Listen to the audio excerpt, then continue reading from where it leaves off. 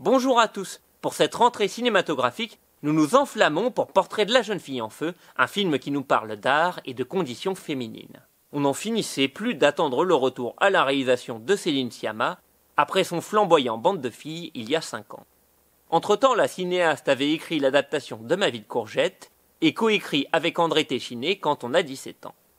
On retrouvait dans ces deux films les thématiques intimes chères à l'autrice de Tomboy. Pour son premier film d'époque, la réalisatrice a voulu mettre en lumière les destins encore peu racontés des artistes femmes. Après s'être amplement documentée, elle a choisi comme période la deuxième moitié du XVIIIe siècle, où les nombreuses créatrices luttaient déjà pour une égalité de traitement avec les hommes.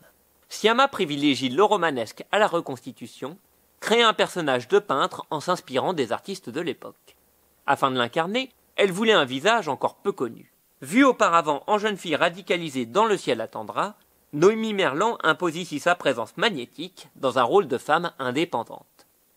Pour la modèle de l'artiste, la cinéaste retrouve Adèle Haenel, qu'elle avait révélée dans son premier film Naissance des pieuvres. Le rôle d'Héloïse a été écrit spécialement pour l'actrice, il la montre sous un jour inédit, lui permet d'intérioriser son énergie coutumière sans rien perdre d'intensité. Portrait de la jeune fille en feu dépoussière les conventions de la création artistique, rejette le concept de muse.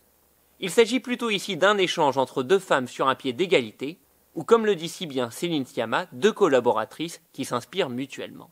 Dans le même esprit, elle a fait participer ses actrices à la conception de leurs personnages.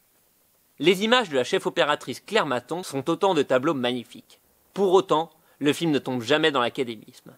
On y sent au contraire les désirs brûlants et la soif de vivre de ses héroïnes. Ce portrait politique et émouvant touche à la perfection. Et on espère le retrouver à sa juste place au César l'année prochaine. En attendant, je vous laisse avec la bande-annonce du film et ce cri du cœur. Vive Céline Sciamma et son équipe. Bravo! Ah bravo!